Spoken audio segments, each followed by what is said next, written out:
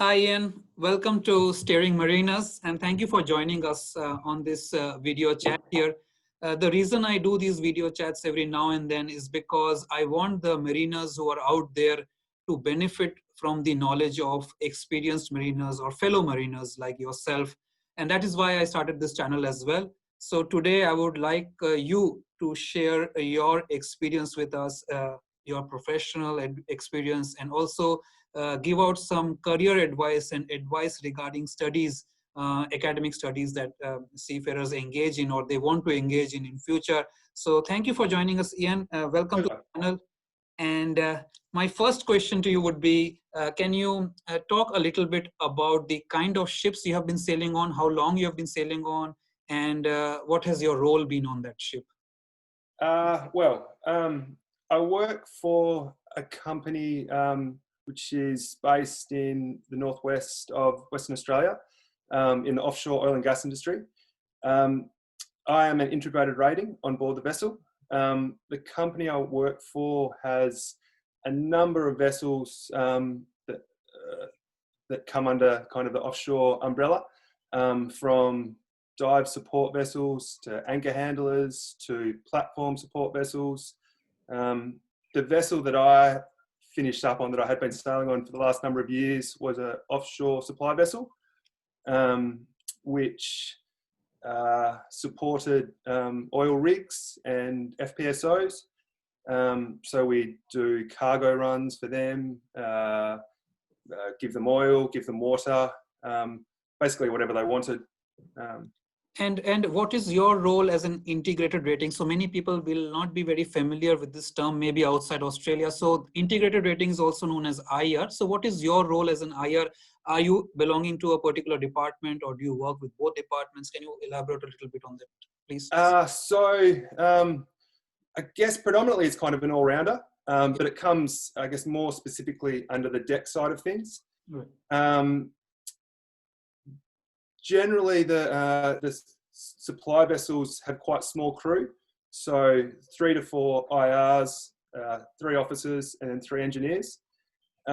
Because they're quite small crew, you kind of have to help out all departments, and I guess the IR kind of thing is somewhere in the middle. So you'll help out the engineers, you'll help out the officers. Yeah. So like generally through the day, it's a lot of structural maintenance, deck machinery maintenance, assist the engineers wherever they need help. If they've got a big job going on, you go down to the engine room and assist them. In the evenings, you would help out the officer of the watch as a lookout. And just take direction from them. Every hour you do a fire round. Okay, very good. Yeah, so it's a really broad kind of things on board a vessel. Right. So it's being involved in a lot of different kind of operations and being involved with both departments, I guess. So can you tell us a little bit about your background? Have you always worked on offshore vessels, or were you on the bigger commercial vessels like the cargo vessels, or how? No. So I never was. I did a little bit of commercial crayfishing. Right. And no, that's kind of it. I never worked under the blue water as such. Yeah. So what kind of, if somebody tomorrow, if somebody is interested in getting into the trade that you are in, a young student coming out of school or a young mariner out there who is interested, what kind of certification would they have to go about, and where would they go to get that certification so that they can find an employment on your kind of ships? To be perfectly honest, it's really tricky. It's a hard thing to crack. You've got to know someone. It's incredibly unionized industry, and it's a bit of a catch-22. You've got to have a job to get into the union. To be in the union, you've got to have a job.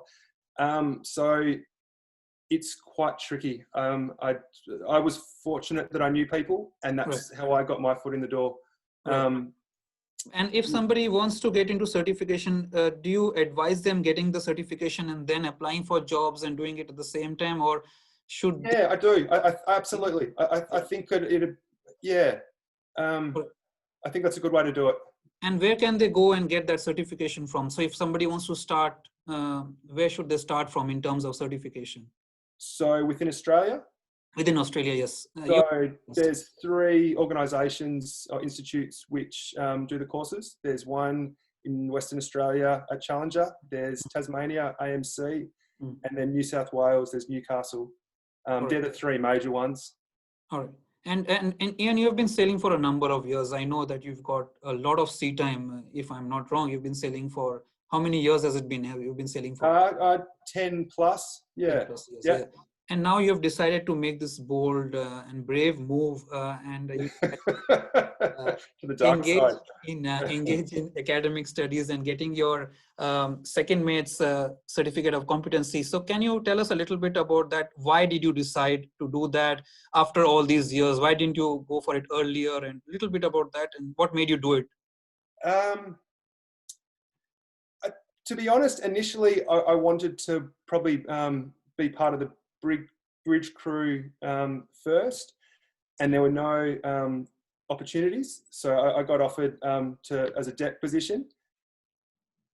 And once I actually went down that route, I never looked back. I absolutely loved it. I really like the physical side of it. It's probably a little bit less political on board, which I really enjoyed. And I don't know, like seafaring, it's so absolutely broad. It's really not a bad thing kind of being the deck. So you really get an understanding of kind of both departments. You're not so pigeonholed. Right. So I'm quite happy that I've elected to kind of go down this route, and the time that I have spent on the deck. Yeah. I guess now after 10 years, I don't know, I guess I've started to be a little bit more interested in the navigation side of things. It's always tickled my fancy, and I've been threatening to do it for a long time. Yeah. And it's kind of got to the point, it's like, well, if you don't do it now, you're never going to do it. So, right. So can you tell us a little bit about what was maybe stopping you earlier, and what made you decide to go for it? What helped you make that decision that, yes, I'm going to go for it now? And what was stopping you earlier? Was it? To be totally honest, a big catalyst for it is that I think I have the ability to do it, and I've got 2 young children, and I don't know. I want to be a role model to them, and I think I want them to do the best that they can and achieve the best that they can. So to do that, I think I've got to do that myself. Right. And so, yeah, to be totally honest, that was a really, really big push. Oh, that was fantastic. That's fantastic. Thank you, Ian. Why I'm asking this is because there are a lot of people, as an educator, I come across, and I'm sure you have come across, a lot of people who have been working, and then they want to study now to advance their career or get certification that opens up doorways. And some people are coming into the study thing mode after a number of years, and they have these mental blocks or these mental barriers probably. What advice would you give them regarding if they are on the border that they can't decide? What advice would you give them? How should they go about preparing themselves before they start their studies? So people that are actually elected that this is what they're going to do and they've signed up for it, and what would be some good kind of prior knowledge? Yes. And also what will help them to decide that, yes, they should go for it? What will help them to, they're on the fence? I guess, yeah, I don't know. Just trust your instincts. You've got to, you've just got to listen to inside. What are the advantages you think you will benefit by once you get your certification? What are the advantages? I think, so for me on the deck, it started to become quite stale and mundane. I wasn't really challenging myself so much anymore.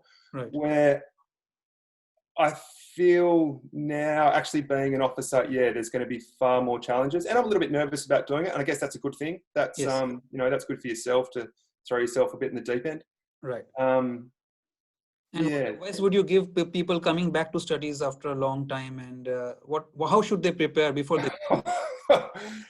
Mature age students, it's really hard.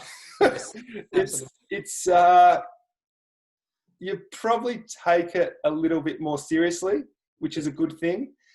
But a lot of the prior basic fundamentals that you learnt in school over the years of, I don't know, having a few beers here and there, that you've kind of forgotten a lot of those things, which that's definitely added its challenges to going back to school. Yes. So what advice, how should they go about, what would you do differently if you had to start again? I'd say, so for people that are actually going to go down this course, and Yes. for their second mates, Yes. I'd say one of the most important things is your mathematics. I think Yes. that is crucial. It seems to pop up in everything, even things that you don't expect it. You've really got to know that inside out. So I guess your trigonometry, which is pretty clear as day, but then your algebra, you've got to be able to interpolate. You've got to be able to transpose. Like, it's so important. And you've got to be able to do that without actually thinking. So basic math preparation before they start, they should do maybe a math preparatory course if they can find one. Yeah, absolutely. Some help. Yes. Yeah, for sure. I'd say so semester 1 and semester 2, for Celestial, that probably took up, so that was pretty heavily maths based. That probably took up at least 70% of my time. Yes. In the second semester, Stability, I'd say same thing, heavily maths based. That probably took up 70% of my time. Had I been probably more proactive prior to starting this course, and a little bit more aware of that, I could have probably balanced the workload a little bit better. However, I didn't, and so be it, because it's a demanding course, and you have all things getting thrown at you left, right, and center. And so the more knowledge you can have prior to starting this, the better. And I think anything you think you should know going into it, you trust your instincts. You probably should know it, and so do a bit of research into it, and it will pay dividends. It will really, really help. So if you are an IR and if you're fortunate enough that you are working at the moment and you're spending time on the bridge, reach out to the officer of the watch and just get as much information as them as you can. Like, all the different types of bridge equipment, break that information down. All the publications on board, try to go through them, the charts, everything. You need to know it. You can't fudge any of it. It's gonna become incredibly important once you start studying. I think this is a very valuable, very good advice you've given, Ian, that I think they should start right from the ship itself before they decide. They should, I think, get themselves familiarized with as much as they can and sacrifice that time and get to know through their officers maybe and seek their help and get to know as much as they can. Thank you for that. Ian, what are some of the other challenges you think mature age students will face when they are studying, or generally students face, or you have faced? We will talk about it later. COVID is, of course, a new challenge, but later. What are some of the basic challenges you faced? I don't think I was prepared for how overwhelming it was going to be in the beginning. I really, for the first month, I honestly did not think I was going to pass. From where I was at, and I think where the expectations is where I was supposed to be, it really seemed, no way, this is, I come finals 3 months from now, there is no way I'm going to get across the line. However, speaking to you, and you said, no, just trust the process. You'll be all right. It all starts falling into place. And sure enough, it actually does. All the units seem to kind of cross over and entwine in some kind of small way or another. And yeah, it really does. It does. Come finals time, you really surprise yourself how much more you actually know than you probably give yourself credit for. And so I wish, going back now to the beginning of the year, I kind of knew that. Whereas second semester definitely wasn't as stressful as semester 1, because I probably believed in myself a little bit more. But yeah, I don't know. I had a bit of confidence. I've been through it, and it's like, righto, you've done it once, you can do this again. Yeah. So the advice you will be giving to somebody who may be feeling overwhelmed is that trust the process, but put in the work also. You have to put in your hard work. Well, yeah, no, I guess I probably should emphasize that. It's hard work. You've really, it's early morning, it's late nights, and it's a lot of contact hours. It's right off that year, because you're not going to be doing everything. I relocated my family down here to Tasmania to do this course. Yes. and I had grand ambitions to traveling around Tasmania and doing a bit of sightseeing and doing all these things that I wanted to do. No, Nah, wouldn't have thought so. I have no. done none of them. It has just been head in the books the whole time. This is fantastic. Thank you, Ian, because I think people should be prepared for what they're going to be facing when they're coming here. And people, please make a note that Ian is not discouraging you. What he's saying is that if you trust the process, put in the work, make the sacrifices, you will be rewarded in the end. He's almost at the end of the process, and I have seen him going through that journey and the sacrifices he has made. So I think the message we are sending here is that you have to make the sacrifices to get something that you will find valuable. Ian, COVID has been another challenge for you guys, and it's not great. a surprise. Yeah, not great at all. But you stuck in there and you got there. What has challenged you with COVID, and what strategies did you employ to get over these challenges, this new kind of challenges that you faced as a student? Well, I guess it's all I know. We were in the classroom for 3 weeks, 4 weeks prior to COVID kicking in. So, and to be totally honest, that seems like an eternity ago. I've pretty much, it's all been online.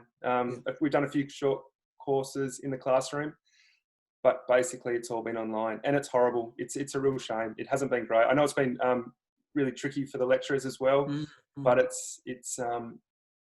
has not been great. I don't know how else to put it. It's you lose that proper engagement. You get distracted so easily. It's. I don't really know because it's all I know. I don't really know how I adapted to it, because this is it. Yeah, I think what Ian is trying to say is that this new challenge, whenever you face challenges, you just have to face it, and you have to go with it and continue to have faith in your hard work and belief. And there was no choice. So what Ian is trying to say is probably that there is no choice. You have to get to the end line. You have to get to the finish line. So you have to do whatever it takes. And yeah, for sure. So maybe that's actually a little can be related to seafaring as well. That you've kind of always got to adapt to your surroundings. They're constantly changing, and that's the playing field's changing, and so be it. What do you do? Yeah. Absolutely, Ian. And I mean, I know you personally, but here I'm assuming that I don't know anything about you, so I'm asking you a few questions. Ian, a little bit about your professional side of things. The reason of doing certification, do you have any interest in working on big commercial ships, or your interest continues in the supply vessels and the offshore vessels? At the moment, no, definitely. It's kind of pretty focused on the supply vessels. That's what I know, and I really, really enjoy that kind of work. Yeah. I knew nothing about blue water industry prior to coming to AMC. It has been really interesting learning about these vessels. My grandfather worked was a master mariner in blue water vessels for many, many years, and I really knew nothing about it. Right. So it has been interesting learning about that. But to be totally honest, no, I'm pretty excited to get back to the offshore fleet. Yeah. So here again, we are sending a message to people. People will come from different trades and different industry, different experiences. Don't let that stop you. Ian didn't know much about the blue water industry or the big commercial vessels, but he kind of, studied and put in the work, and now he knows a lot. Ian, coming towards the end of your studies now, you are preparing for oral examination, and what advice are you going to give out to people who will be appearing for oral examination in future? What should they be doing throughout the semester that will help them to prepare for the oral examination? I think I think probably try to create good relationships with the lecturers as well. So they're all, like, I don't know, all the lecturers at AMC have been unreal. Yeah. But that's gaining relationships with them have definitely helped. Any kind of questions which have arose over the year, since I have to have good relationships with all of them, I can reach out to them, and they've all kind of offered for orals prep and that kind of things. Very good. Yeah, I don't know. Like I've had a book. Yeah. Sorry, go on. Sorry. Is there something that the students should be doing throughout the semesters while they are studying for the written examination? Now that you are coming towards the end of it, you think that they should be doing this throughout while they are studying? So I've had all the way through. I've had an orals book And I've, for every unit I've done, I've wrote down questions that have arose throughout the year, which lecturers have said, this would be, I highly recommend you take note of this because there's a very good chance, or this has come up in other people's orals examinations over the years, and I've jotted them down. Yeah, but this then is beyond fantastic. that, that's the big one, your coal regs, your boys. This is no, I think you have hit the nail there. I think that's fantastic. That's very good advice, something that even I never did, but I think students here should do that. Once you start your studies, what Ian is saying, you should have a separate notebook for orals and note down the questions and the tips and the things that you hear about oral examination. You should start preparing for it from day one and keep that preparation going on the side. So when the time comes, you can consult, you can go back to that book and study about that as well. Ian, thank you very much for your time, and I really appreciate it. And my pleasure. And I know that a lot of students will be inspired when they hear about your journey and that you have been working as an IR for many years, and then you've decided to take this bold step. The reason I wanted to talk to you was so that you can inspire many people out there who are probably on the fence, and they sometimes people don't believe that they can do it, but I think you are the example here who can. Well, absolutely. If I can do it, anyone can do it. Seriously. And I think that's pretty humble of you. But you also have to tell them, and you have that you did put in the work. So if they put in the hard work, totally, you've got to want it, and to want it, you've got to work hard, And you see that Ian he's a mature student. He's come back to the studies thing after a long time, but he challenged himself and he got there. So if anybody's out there on the fence who can't decide whether they should study and they should get upskilled and they should get certification, that will open up many doors for them. Ian is a very good example. He's here with his family, he's got kids, and he sacrificed and he did it. He's almost there at the end. So yes, thank you very much, Ian, for your time. Really appreciate it. And pleasure. And thank you for all your assistance throughout the year and steering Maritime. Thank you very much, Ian. And I'll see you soon. Bye. All right. See you, buddy. Bye. Bye.